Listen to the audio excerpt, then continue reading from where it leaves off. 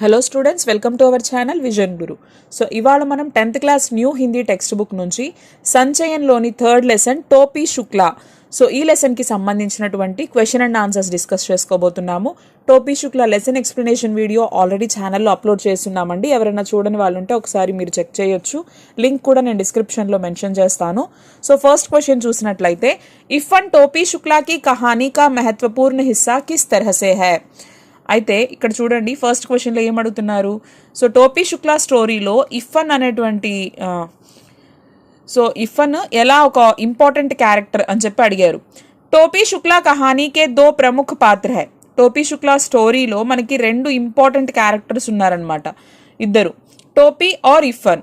So ఎవరంటే టోపీ శుక్లా అలాగే ఇఫన్. ఏ దోనో దో ఆజాద్ వ్యక్తి హై.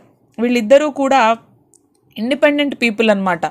इन दोनों व्यक्तियों का विकास एक दूसरे के आज़ाद तौर पर हुआ. इन दोनों को दो तरह की घरेलू परंपराएं मिली. इन दोनों ने जीवन के बारे में अलग अलग सोचा. फिर भी इफ़न टोपी की कहानी का एक अटूट हिस्सा है, क्योंकि टोपी की पहली दोस्ती इफ़न के साथ ही हुई थी.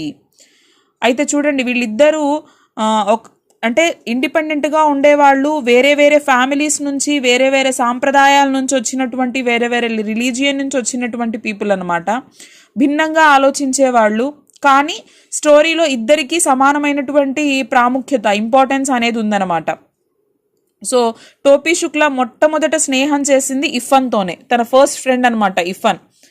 ఇఫన్ కి దాది అప్నే పీహర్ క్యో జానా చాహతీ థీ. ఇఫన్ వాళ్ళ అమ్మమ్మ తన పుట్టింటికి ఎందుకు వెళ్ళాలి అనుకుంటూ ఉండేది. ఇఫన్ కి దాदी एक जमींदार की बेटी थी. वहां दूध, दही, घी अधिक मात्रा में उपलब्ध था, लेकिन ससुराल में वे इन सब के लिए तरस गई थी. यहाँ वे केवल मौलविन बनकर रह गई थी, इसलिए वे अपने पीहर जाना चाहती थी. అయితే ఇఫన్ వాళ్ళ నానమ్మ, ఇఫన్ కి దాది, ఇఫన్ వాళ్ళ నానమ్మ ఒక భూస్వామి కూతురు అనమాట. అక్కడ పాలు, పెరుగు, నెయ్యి బాగా ఉండేవి వాళ్ళ ఇంట్లో. అయితే ఇక్కడ అత్తమామల ఇంటికి వచ్చిన తర్వాత వాటి కోసం చాలా తప్పిస్తూ ఉండేది ఈవిడ. ఇక్కడ జస్ట్ ఒక మౌల్వీ భార్య, మౌల్విన్గానే మిగిలిపోయింది. కానీ అవేవి అక్కడ లభించినటువంటి ఫుడ్ కానీ, అక్కడ ఉండేటువంటి గారం కానీ అన్నీ ఇక్కడ లభించలేదు ఆవిడకి. కాబట్టి తను పుట్టింటికి వెళ్ళాలని తను కోరుకుంటూ ఉండేది. इफ़न की दादी अपने बेटे की शादी में गाने बजाने की इच्छा पूरी क्यों नहीं कर पाई. అయితే ఇఫన్ వాళ్ళ నానమ్మ తన కొడుకు పెళ్లిలో ఈ గానా బజానా, బాజా భజంత్రీలు ఇవన్నీ చేయాలనుకుంది, కానీ ఎందుకు చేయలేకపోయింది. ఇఫన్ की दादी अपने बेटे की शादी में गाने बजाने की इच्छा पूरी नहीं कर पाई, क्योंकि दादी का विवाह मौलवी से हुआ था. उनके यहाँ इस प्रकार जश्न मनाने का रिवाज ना था, अतः उन्हें अपनी इच्छा दबाकर जीवन जीना पड़ा. అయితే మనం ఇందాక చెప్పుకున్నట్టుగా ఇఫన్ వాళ్ళ నానమ్మ పెళ్లి చేసుకున్నటువంటి వ్యక్తి మౌల్వీ సాహబ్ అనమాట. సో వీళ్ళ ఆచారం ప్రకారం, వీళ్ళ సాంప్రదాయాల ప్రకారం ఏంటి అంటే, వీళ్ళు ఇలాగా పెళ్లిళ్ళలో బాజా భజంత్రీలు ఇవన్నీ ఏం పెట్టుకునే వాళ్ళు కాదు. కాబట్టి సో వీళ్ళు దానికి అంగీకరించారు. కాబట్టి వీళ్ళ పద్ధతి ప్రకారమే అక్కడ మ్యారేజ్ చేయాల్సి వచ్చింది. సో అందుకని ఇఫన్ వాళ్ళ నానమ్మ కోరుకున్నట్లుగా ఆవిడ చేయలేకపోయింది, తన కోరికల్ని అక్కడ అణుచుకున్నది అనమాట. అమ్మీ శబ్ద పర్ టోపీ కే ఘర్ వాలోం కి క్యా ప్రతిక్రియ హై. సో టోపీ శుక్లా ఇంటికి వెళ్ళిన తర్వాత అమ్మీ అన్న పదాన్ని విని వాళ్ళ కుటుంబం ఎలా స్పందించింది, ఎలా రెస్పాండ్ అయింది. టోపీ और इफ़न के बीच घनिष्ठ मित्रता थी. సో టోపీ శుక్లా అలాగే ఇఫన్ ఇద్దరు కూడా మంచి స్నేహితులు అనమాట. టోపీ కా ఇఫన్ కే ఘర్ ఆనా జానా థా. టోపీ శుక్లా ఇఫన్ వాళ్ళ ఇంటికి తరచుగా వస్తూ వెళ్తూ ఉండేవాడు. ఇస్ కారణ్ సే ఉస్నే ఉర్దూ కే కుచ్ శబ్ద్ అనాయాస్ హీ సీఖ్ లియే థే. సో రెగ్యులర్గా వాళ్ళ ఇంటికి వస్తూ వెళ్తూ ఉండేవాడు. ఇఫన్ మాట్లాడేది వింటూ ఉంటారు కదా, వాళ్ళ ఇంట్లో వాళ్ళు ఏం మాట్లాడుకుంటున్నాడు ఇలా. సో అలాగా కొన్ని ఉర్దూ పదాలు అనేవి తనకు తెలియకుండానే అలాగే నేర్చేసుకున్నాడు తను. एक दिन अपने घर में उसने అమ్మీ శబ్ద కా ప్రయోగ్ కర్ డాలా. సో అలా ఫ్లోలో ఇంట్లో మాట్లాడుతూ ఉన్నప్పుడు వాళ్ళ అమ్మగారిని అమ్మీ అని పిలిచేశాడు. ఖానే కి మేజ్ పర్ బైఠే లోగోం కే హాత్ వహీ రుక్ గయే. సో భోజనం చేస్తున్న వాళ్ళంతా తినడం అలా అమాంతం ఆపేశారు. హిందూ పరంపరా కి దీవారే డోల్ గయి. टोपी की दादी तो उस पर और उसकी माँ पर इतनी बरस पड़ी कि टोपी की माँ ने उसकी जमकर पिटाई की. ఇంకా టోపీ శుక్లా వాళ్ళ నానమ్మ అయితే ఇంకా స్టార్ట్ చేసి టోపీని తిట్టడం, టోపీ వాళ్ళ అమ్మని తిట్టడం స్టార్ట్ చేసింది. చూసావా ఎలా పెంచావో వాడిని, వాడు చూడు ఎలాంటి పదాలు వాడేస్తున్నాడు, అది ఇది అని చెప్పేసి అరవడం స్టార్ట్ చేసింది. ఇక టోపీ శుక్లా వాళ్ళ అమ్మ ఏం చేసింది, ఎందుకు అలా మాట్లాడావు అని చెప్పేసి బాగా కొట్టిందనమాట. ఆగే సే ఉస్ ముసల్మాన్ సే దోస్తీ నా రఖనే కో కహా, ఇక నుంచి నువ్వు ఆ ముస్లిం ఫ్రెండ్స్తో తిరగొద్దు, వాళ్ళ ఇంటికి వెళ్ళొద్దు అని చెప్పేసి వాళ్ళు చెప్పారు.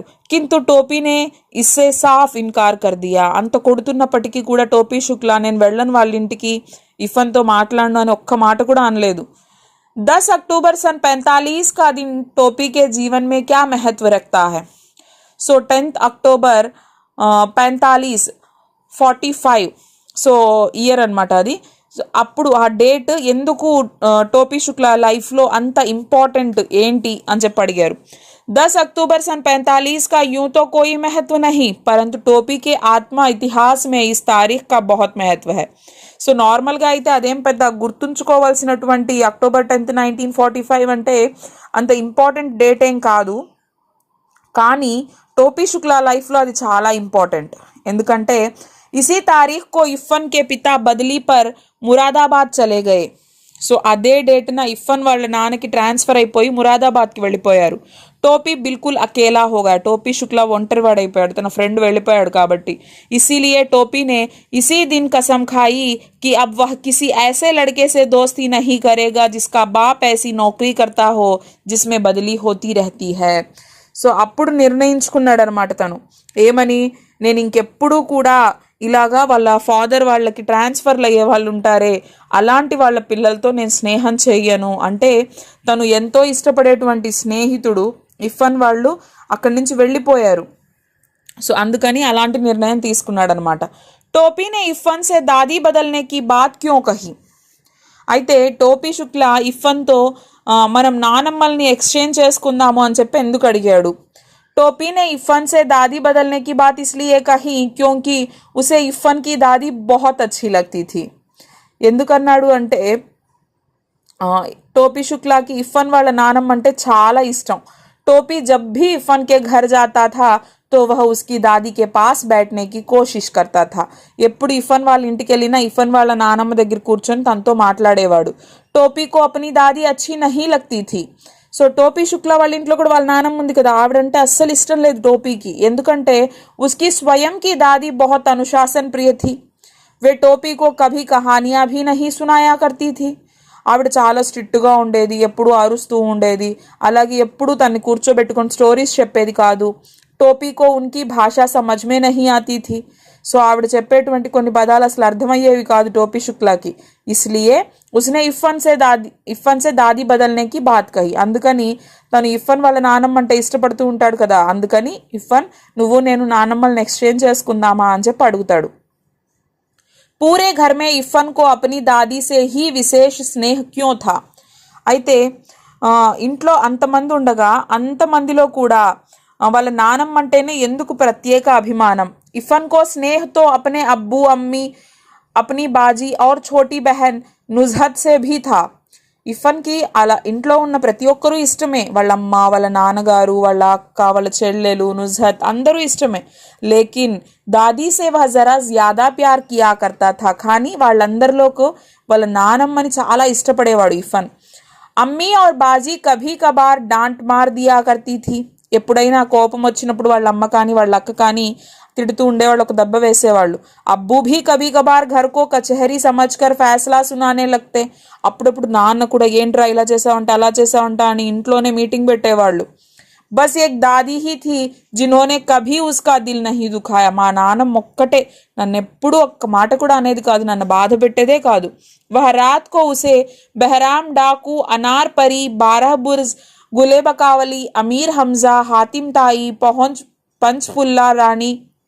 पंचफुल्ला रानी की कहानियाँ सुनाया करती थी, इसलिए इफ़न की दादी उसे बहुत अच्छी लगती थी. సో ఈవిడ రాత్రి పడుకునేటప్పుడు కూడా చాలా మంచి స్టోరీస్ అనేవి గులేబ కావాలి, అమీర్ హంజా, హాతిమ్ తాయ్, సో ఇలాంటి మంచి మంచి కథలన్నీ చెప్తూ ఉండేది. అందుకని ఇఫ్ఫన్కి వాళ్ళ నానమ్మ అంటే చాలా ప్రేమ. ఇఫ్ఫన్ కి దాదీ కే దేహాంత్ కే బాద్ టోపీ కో ఉస్కా ఘర్ ఖాళీ సా క్యూ లగా, ఇఫ్ఫన్ వాళ్ళ నానమ్మ చనిపోయిన తర్వాత టోపీ శుక్లా ఇఫ్ఫన్ వాళ్ళ ఇంటికి వస్తాడు. ఎప్పట్లానే అందరూ ఉంటారు, వాళ్ళ నాన్నమ్మ ఒక్కటే ఉండదు ఇంట్లో, చనిపోయింది కదా ఆవిడ. కానీ ఇల్లంతా ఖాళీగా ఉన్నట్లుగా అనిపిస్తుంది టోపీ శుక్లాకి. ఎందుకు అని అడిగారు. ఇఫ్ఫన్ కి దాదీ సే టోపీకో బహుత్ లగావ్ థా. మనం ఇందాక చెప్పుకున్నాం కదా, ఇఫ్ఫన్ వాళ్ళ నానమ్మ అంటే టోపీ శుక్లా కూడా చాలా ఇష్టం. जब भी टोपी इफ़न के घर जाता तो उसकी दादी ही के पास बैठने की कोशिश करता. ఎప్పుడు వాళ్ళ ఇంటికి వెళ్ళినా కూడా వాళ్ళ నానమ్మ దగ్గరే కూర్చోడానికి ట్రై చేస్తాడు. उसके लिए दादी का हर शब्द शक्कर का खिलौना बन जाता. వాళ్ళ నానమ్మ ప్రేమగా మాట్లాడేటువంటి ప్రతి మాట కూడా ఎంతో స్వీట్గా, నోట్లో చక్కెర పోసినట్టు ఉండేదనమాట. అంత నచ్చేది తనకి. దాది హమేషా టోపీకి మాకా హాల్ చాల్ పూస్తి. వాళ్ళ నానమ్మ ఎప్పుడు టోపీ శుక్లా వెళ్ళినా మీ అమ్మ బాగుందా అది ఇది అని అడిగేదనమాట. दादी की मृत्यु के बाद टोपी को ऐसा लगा मानो अब कोई भी उससे बात करने और उसकी बात समझने वाला उस घर में नहीं रहा. అయితే అప్పుడు తనకి ఏమనిపించిందంటే, ఇంకా ఈ ఇంట్లో నాకు తెలిసిన వాళ్ళు కానీ, నన్ను పలకరించే వాళ్ళు కానీ, నేను మాట్లాడే వాళ్ళు కానీ ఎవ్వరూ లేరు, ఇల్లంతా ఖాళీగా ఉంది అన్నట్లుగా తనకు అనిపించింది. टोपी और इफ़न की दादी अलग अलग मजहब और जाति के थे, पर एक अनजान अटूट रिश्ते से बंधे थे. इस कथन के आलोक में अपने विचार लिखिए. అయితే చూడండి, ఇక్కడ ఏమడుగుతున్నారు, టోపీ శుక్లా అలాగే ఇఫ్ఫన్ వాళ్ళ నానమ్మ ఇద్దరు వేరే వేరే మతస్థులు. సో ఒకరు ముస్లిం ఫ్యామిలీకి చెందిన వాళ్ళు, ఒకరు హిందూ ఫ్యామిలీకి చెందిన వాళ్ళు. సో వేరే వేరే మతాలు, వేరే కులాలు, కానీ వాళ్ళకి తెలియనటువంటి ఒక అవినాభావ సంబంధంతో వాళ్ళిద్దరూ బంధించబడ్డారు అన్నారు. సో దీని గురించి వివరించండి అన్నారు. टोपी और इफ़न की दादी अलग अलग मजहब और जाति के थे, पर टोपी को इफ़न की दादी की बातें बहुत अच्छी लगती थी. वे उसे खाने को देती मगर वह मना कर देता था, लेकिन उसे उनकी बातें बहुत अच्छी लगती थी. इफ़न की दादी टोपी से उसकी माँ का हालचाल पूछती. इस प्रकार दोनों अलग अलग होते हुए भी ये अटूट रिश्ते में बांधती थी. సో వాళ్ళిద్దరూ కూడా వేరే మతస్థులు, వేరే కులాలకు చెందిన వాళ్ళు అయినప్పటికీ కూడా టోపీకి ఇఫ్ఫన్ వాళ్ళ నానమ్మ మాటలు బాగా నచ్చేవి. అంటే ఆప్యాయంగా పలకరించేది, తినడానికి ఇచ్చేది. కానీ ఎప్పుడూ కూడా టోపీ శుక్లా అవి తీసుకొని తినేవాడు కాదు.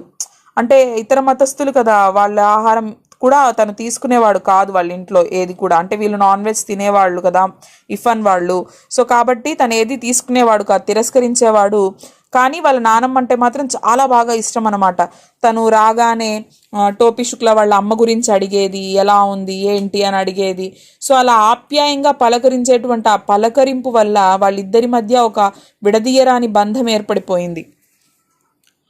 टोपी 9वीं कक्षा में 2 बार फेल हो गया, बताइए. ज़हीन होने के बावजूद भी कक्षा में 2 बार फेल होने के क्या कारण थे? एक ही कक्षा में 2-2 बार बैठने से टोपी को किन भावात्मक चुनौतियों का सामना करना पड़ा? అయితే ఇక్కడ ఏమడుగుతున్నారంటే, టోపీ 2 సార్లు క్లాస్లో ఫెయిల్ అయ్యాడు. సో దీనికి సంబంధించి మంచి తెలివితేటలు ఉన్నప్పటికీ కూడా 2 సార్లు క్లాస్లో ఫెయిల్ అవ్వడానికి కారణం ఏంటి? ఒకే క్లాస్లో 2 సార్లు కూర్చోవడం వల్ల ఎలాంటి భావోద్వేగాలను ఎదుర్కోవాల్సి వచ్చింది తను? సో ఫస్ట్ అయితే ఇది చూద్దాం మనము. जहीन होने के बावजूद भी टोपी 9वीं कक्षा में 2 बार फेल हो गया. उसकी पारिवारिक परिस्थितियां उसकी पढ़ाई में बाधा उत्पन्न करती थी. जब भी वह पढ़ने बैठता तो बड़े भाई या माँ को कोई काम याद आ जाता. छोटा भाई भैरव उसकी कॉपियां खराब कर दिया करता था. दूसरे साल टाइफॉइड हो गया. इस कारणों से वह 2 बार फेल हो गया. అయితే సో మంచి తెలివితేటలు ఉన్నప్పటికీ కూడా టోపీ ఎందుకు 2 సార్లు ఫెయిల్ అయ్యాడంటే, తన కుటుంబ పరిస్థితులు తన చదువుకు ఆటంకంగా మారిపోయాయి. ఇక్కడ చదువుకోవడానికి కూర్చున్న ప్రతిసారి వాళ్ళ అన్నయ్య కానీ వాళ్ళ అమ్మ కానీ ఏదో ఒక వర్క్ చెప్పేవాళ్ళు. తమ్ముడు ఏం చేసేవాడు, తన నోట్బుక్స్ని వాటిని పాడు చేసేసేవాడు. ఇంకొక ఇయర్ ఏమైంది, 2వ సారి ఎందుకు ఫెయిల్ అయ్యాడు అంటే తనకు టైఫాయిడ్ వచ్చిందట. సో కాబట్టి 2 సార్లు కూడా తను ఫెయిల్ అవ్వడం జరిగింది. एक ही कक्षा में 2-2 बार बैठने से टोपी को किन भावात्मक चुनौतियों का सामना करना पड़ा? సో ఒకే క్లాస్లో 2 సార్లు కూర్చోవడం వల్ల తను మానసికంగా ఎలాంటి పరిస్థితులను ఎదుర్కోవాల్సి వచ్చింది? एक ही कक्षा में 2-2 बार बैठने से टोपी को निम्नलिखित भावात्मक चुनौतियों का सामना करना पड़ा. टोपी को अपने से जूनियर के साथ बैठना पड़ा. इससे अपने मन को ठेस पहुंची थी. अध्यापक भी उसका मजाक उड़ाते थे. इससे उसके मन को बहुत कष्ट हुआ था. कोई नए दोस्त नहीं बन पाए. शर्म के कारण किसी के साथ वह अपने मन की बात कह नहीं सका. అయితే ఇక్కడ చూడండి, ఒకే క్లాస్లో 2 years అలాగే కూర్చోవడం వల్ల తన జూనియర్స్తో కూర్చోవాల్సి వచ్చింది. సో అది ఒక రకమైన ఇన్సల్టింగ్గా ఫీల్ అయ్యేవాడు. టీచర్లు కూడా తను ఎగతాళి చేసేవాళ్ళు. దాంతో తనకి చాలా బాధ కలిగేది. కొత్త ఫ్రెండ్స్ ఉండేవాళ్ళు కాదు. సో సిగ్గు వల్ల తను ఎవరు చెప్పుకోవాలి, తన భావాల్ని, తన ఫీలింగ్స్ని ఎవరితో షేర్ చేసుకోవాలో తనకు అర్థమయ్యేది కాదనమాట. टोपी की भावात्मक परेशानियों को मद्देनजर रखते हुए शिक्षा व्यवस्था में आवश्यक बदलाव सुझाइए. అయితే టోపీ శుక్లా యొక్క భావోద్వేగ సమస్యల్ని దృష్టిలో ఉంచుకొని సో ఎడ్యుకేషన్ సిస్టంలో అవసరమైనటువంటి మార్పుల్ని సజెస్ట్ చేయండి అన్నారు. टोपी की भावात्मक परेशानियों को मद्देनजर रखते हुए शिक्षा व्यवस्था में निम्न आवश्यक बदलाव आने चाहिए. बार बार फेल होने से बच्चे का मानसिक संतुलन बिगड़ सकता है. इसीलिए ऐसे बच्चों की अन्य खूबियों को परखते हुए निर्णय लेने का प्रावधान होना चाहिए. సో పదే పదే అంటే మళ్ళీ మళ్ళీ ఫెయిల్ అవుతూ ఉండేటువంటి పిల్లల మానసిక సమతుల్యత అనేది, మెంటల్ స్టెబిలిటీ అనేది దెబ్బతింటుందన్నమాట. సో కాబట్టి అలాంటి పిల్లల్లో వేరే క్వాలిటీస్ ఏమున్నాయి, వాళ్ళు దేంట్లో వాళ్ళు బెస్ట్ అనేది మనం చూసి దాన్ని బట్టి వాళ్ళ నిర్ణయం అనేది తీసుకుంటే బాగుంటుంది. अंकों के बदले ग्रेड देने चाहिए. इससे छात्रों के बीच अच्छा वातावरण रहेगा. సో మార్కులకి బదులుగా గ్రేడ్స్ ఇచ్చినట్లయితే సో ఆ వాతావరణం అనేది బాగా ఉంటుంది అనమాట. అంటే స్టూడెంట్స్ మధ్యలో एनवायरनमेंट అనేది మంచిగా ఉంటుంది. अध्यापकों के व्यवहार में बदलाव आना चाहिए. बाल केंद्रित शिक्षा पर ध्यान देना चाहिए. సో టీచర్స్లో మార్పు రావాలి. అలాగే బాల కేంద్రిత విద్య పట్ల దృష్టి సాధించాలి. विषय अगर छात्रों को समझ में नहीं आए तो दूसरी पद्धति को खोजकर उसे समझाना चाहिए. సో మనం చెప్తున్నది పిల్లలకి అర్థం కావట్లేదు అంటే ఎందుకు అర్థం కావట్లేదు అని చెప్పేసి వాళ్ళని నిలదీసి వాళ్ళని అరిచి కేకలు పెట్టే బదులు ఇలా చెప్తే అర్థం కాలేదు, ఇంకెలా చెప్తే అర్థమవుతుంది అనేది ఆలోచించుకొని ఎక్స్ప్లెయిన్ చేయడానికి వేరే మెథడ్ని వెతుక్కోవాలి టీచర్స్ కూడా. किसी को भी शारीरिक दंड नहीं दिया जाना चाहिए. ఎట్టి పరిస్థితుల్లో కూడా విద్యార్థులకి ఫిజికల్ పనిష్మెంట్ అనేది మనము ఇవ్వకూడదు. इफन की दादी के मायके का घर कस्टोडियन में क्यों चला गया. అయితే ఇఫన్ వాళ్ళ నానమ్మ ఇల్లు ఎందుకు కస్టడీలోకి తీసుకున్నారు, गवर्नमेंट कस्टडी के ఎందుకు వెళ్ళిపోయింది. कस्टडियन का मतलब है कि जिस संपत्ति पर किसी का मालिकाना हक न हो उसका संरक्षण करने वाला विभाग. సో కస్టడియన్ అంటే ఏంటి అంటే అంటే దానికి యజమాని ఎవరు లేరు, సో ఎవరు పట్టించుకోవట్లేదు, ఎవరికి యజమాని హక్కులు లేవు అనుకున్నటువంటి ఆస్తిని వాళ్ళు వాళ్ళ కస్టడీలోకి తీసుకుంటారనమాట. సో इफन की दादी के मायके वाले कराची में रहने लगे. भारत में उनके घर की देखभाल करने वाला कोई नहीं रहा. సో ఇఫన్ వాళ్ళ నానమ్మ వాళ్ళ ఫ్యామిలీ అంతా కూడా కరాచీలో సెటిల్ అయిపోయారు. ఇండియాలో వాళ్ళు ఇంతకు ముందు ఉన్నటువంటి ఆ ఇంటి దగ్గర ఇప్పుడు ఎవరు ఉండట్లేదు అనమాట. అక్కడ ఆ ఇంటి బాగోగులు చూసుకునే వాళ్ళు కూడా ఎవ్వరూ లేరు. ఇస్లియే ఉన్కా ఘర్ కస్టోడియన్ కా హో చుకా. సో కాబట్టి దానికి హక్కుదారులు, దాన్ని చూసుకునే వాళ్ళు ఎవరూ లేరు కాబట్టి ఇది గవర్నమెంట్ కస్టడీలోకి వెళ్ళిపోయింది అని చెప్తున్నారు. సో ఇది మనకి టోపీ శుక్లా అనేటువంటి లెసన్కి సంబంధించినటువంటి question and answers. I hope మీ అందరికీ అర్థమైంది అనుకుంటున్నాను. సో దీనికి సంబంధించి మీకు ఏమైనా డౌట్స్ ఉన్నట్లయితే నా కామెంట్ సెక్షన్లో తెలియజేయండి, నేను తప్పకుండా రిప్లై ఇస్తాను. సో నోట్స్ పీడిఎఫ్ కావాలి అనుకున్న వాళ్ళు మన ఛానల్ జాయిన్ అయిన వాళ్ళకి మేము పీడిఎఫ్స్ అనేవి సెండ్ చేస్తూ ఉన్నామండి. సో జాయిన్ అయిన వాళ్ళు మాకు కామెంట్లో మీరు జాయిన్ అయిన వాళ్ళు మెయిల్ ఐడి అనేది డ్రాప్ చేయండి, మేము ఖచ్చితంగా మీకు సెండ్ చేస్తాము. అలాగే కాంటాక్ట్ అవ్వాలి అంటున్నారండి. సో ఎవరైనా కాంటాక్ట్ అవ్వాలి అనుకున్న వాళ్ళు మీ మెయిల్ ఐడిని అక్కడ మెన్షన్ చేయండి, మేము మెయిల్ త్రూ కాంటాక్ట్ అవుతాము. ఓకే అండి, థ్యాంక్ యూ.